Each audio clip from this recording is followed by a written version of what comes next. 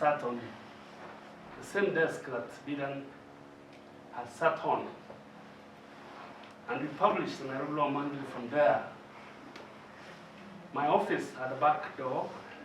There was a reception in front, and in my office, I could actually walk out without anybody noticing. And during one of the very many visits that we received from the security forces, I just had my door opening, and about 10 people walked in and carried me. How they obtained my key, the keys that office, I never knew. But because we're always suspicious of our intelligence services, we always had people around. So as I was being carried downstairs, down the stairs, through the back door of a green corner, word had gone out to a number of the activist lawyers that you mentioned, and they came running. And those days, we had learned to work very closely with the international media, particularly the BBC, and I remember Lucy Hannan. I don't know how they managed. And they arrived at Tumaini House when I was being put in Apujo 504. My wife had come to see me in the office, but she hadn't actually left the car. And Mother Karoa actually jumped, took the keys from her, and followed the police car that was now taking me away. And which they chased us around the streets of Nairobi, and they couldn't quite, succeed, because Mother was driving very close to them. So eventually they drove into Kileleshwa police station. She drove in there, and immediately they moved out, arrested her, locked her up, and then drove me out. I was then driven to my house. Those days I was living in Gumo. And the police officers who had taken me there sat in the car. One of them walked out, was carrying a briefcase. So we entered my house. The children were in school. My wife was already in town. So we sat at the couch. I thought they were coming to question me. They didn't utter a word. After about 3 minutes, he opened the briefcase and said, "This is what we have found in your house." And it became one of the very many cases of sedation that I was facing. At one time, I was facing 111 counts of sedation during the period. And all these cases were pending in courts, until I think they got fed up. And although I wasn't a journalist, my publication, the interesting thing about the banning order of the Nairobi Law Monthly was the way it was phrased. A Kenya Gazette notice prohibiting all the past, present, and future editions of a magazine known as the Nairobi Law Monthly. It's a Kenya Gazette notice. One of those things that I cherish to show people when they visit me. And you were quite right about Amos Wako, because on the day he was appointed Attorney General, one of the very first things he did was to unban the Nairobi Law Monthly. So there was a Gazette notice now deleting the previous one that had declared all the past, present, and future editions prohibited publications.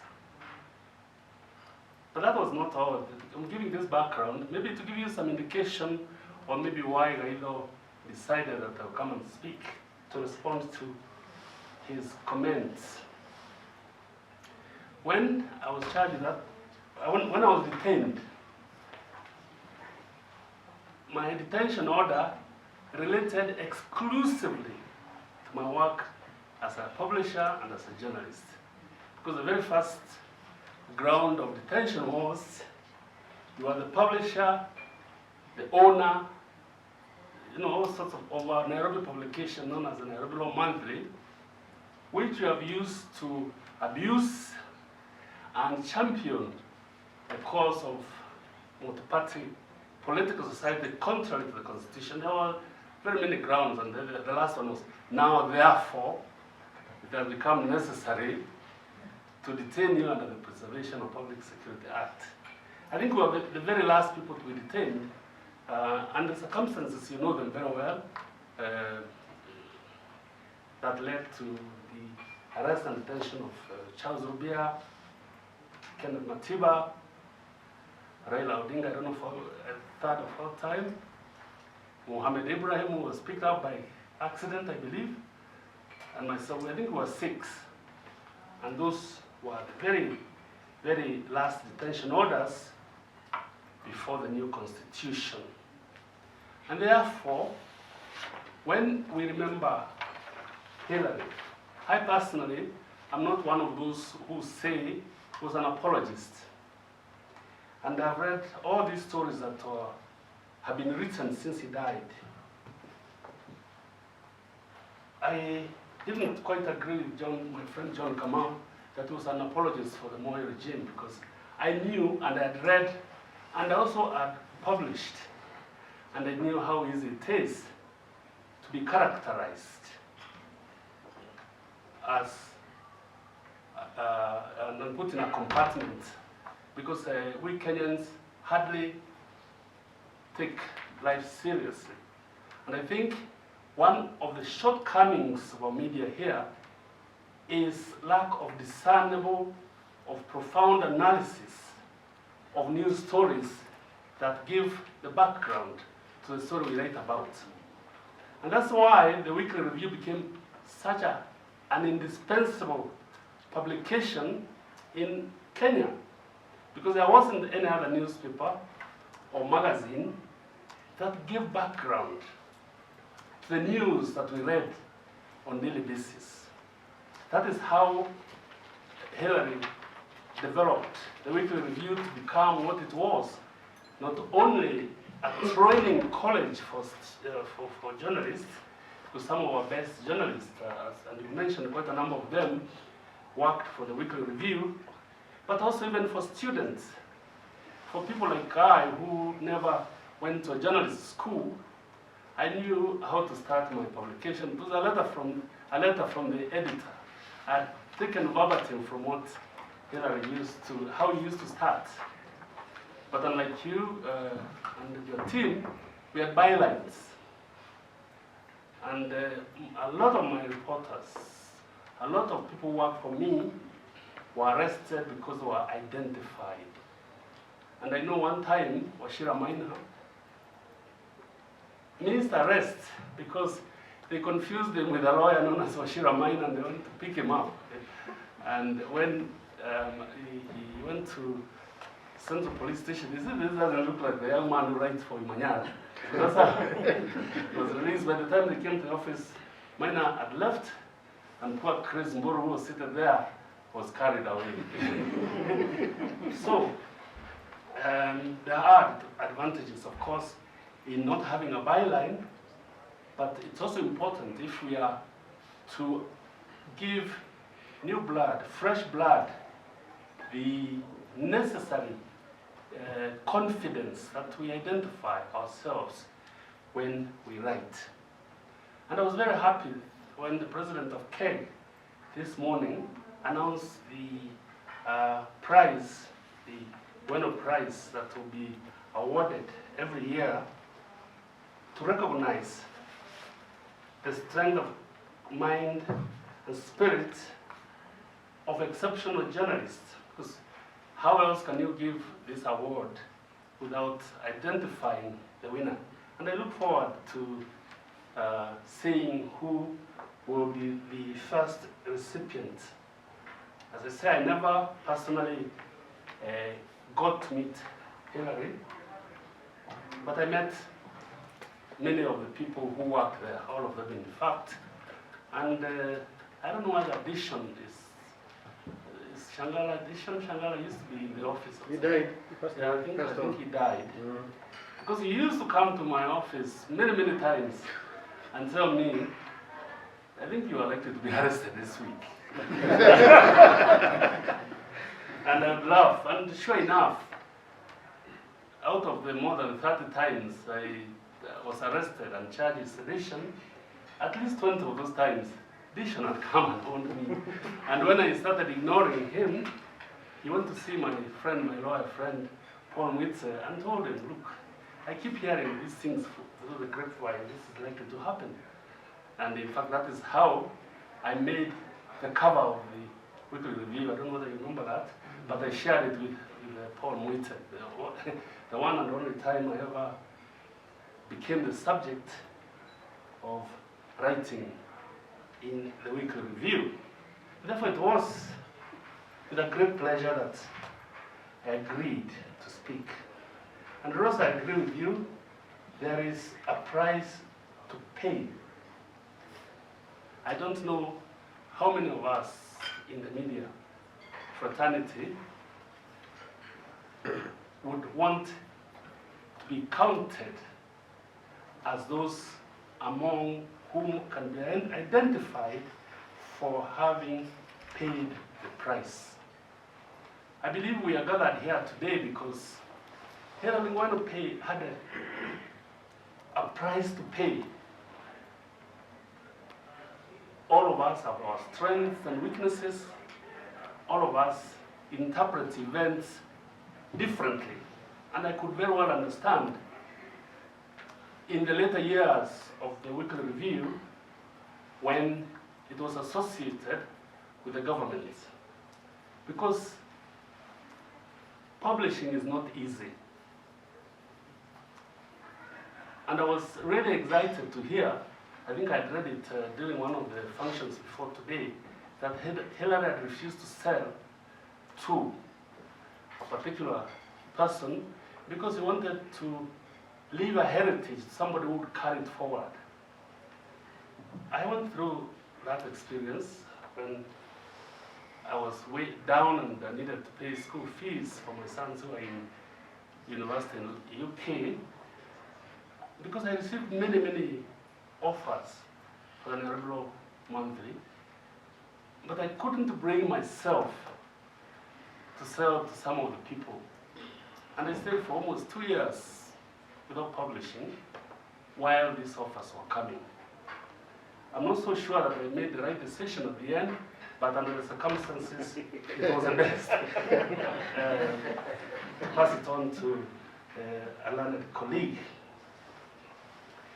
Yes, again, Rose, you are right. We are not given enough credit to Hilary.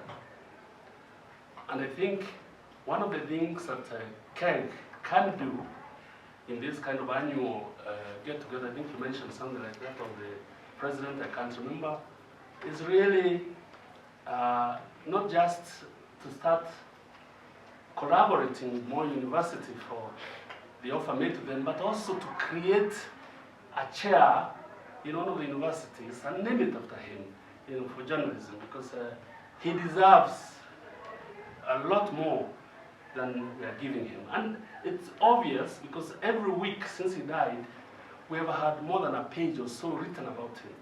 You don't attract that kind of attention if you really didn't serve your country well. So yes, we do have lessons to learn. He offered us many lessons in the way he practiced the profession of journalism, in the simplicity with which he carried himself. I only saw him walking along the street. We used to be regulars at Trattoria, and that from there I saw him many times crossing the street, always walking purposely, like there was something he had to accomplish that day. So as we remember him, as we remember Hilary Ngwenya, let's ask ourselves how we can move or carry forward that spirit that inculcated in us. Rose, what we refer to as the alternative media, I never saw it as an alternative media. I know when, at one time, the Committee for the Protection of Journalists came from New York to attend one of my trials as Chief Magistrate. By the way, none of them ever reached the end. They always withdrew them at a certain stage. The then chair of Kenya Union of Journalists was asked why the Kenya Union of Journalists was so quiet regarding the arrests of myself and several others. And the answer given at that time was, these are not journalists. So if you have done anything, it is to remind us that journalism is about everyday life. In the current time, that the role of citizen journalism, where you can get news, the newsroom before the reporter, because you can use your smartphone, has just shown us the importance of alternative media. I'm glad to have been identified with this alternative media because what we describe today as the second liberation certainly wouldn't have been understood as it was if it wasn't for this alternate media. You're right that Nairobi Times gave us coverage that we would never have gotten from the mainstream media. And I know when I went to do my first trial at the Langata barracks and I was denied the right to enter the barracks for these court-martial trials, I went to my friend Dishan, and I told him I want you to come and cover the trial of Bramwell in Jen, because he was the first to be charged, and I was his lawyer, not by, I guess, sheer accident. And of course, when I was denied entry, the story first appeared in the Nairobi Times. And because of that, when the trial was fixed the next time round, I was allowed in. But what they did, and that's why you must find different ways all the time to confront these challenges. My father was a commanding officer in the military. And in the very first trial, they made him the presiding officer of the court-martial in which I was going to appear. Because the government didn't want these rebels defended. And I had to face this challenge, whether defy my father or to let Bramwell go undefended. And I had no problem making the choice. I told my father, look, I'm going to ask for your disqualification as soon as the case is called. He was an officer, so he had to appear, and as soon as we entered that court, and the court was constituted, I rose and I said, I have an application to make. Because my father knew why, and the court was called into private session. When it resumed, he wasn't there, and the case proceeded on another day before another senior officer. And that is how we opened the defense for those Air Force officers. Because for about 3 weeks, they didn't have any representation. But as a result of these steps, and I say this because I realized the importance of the media.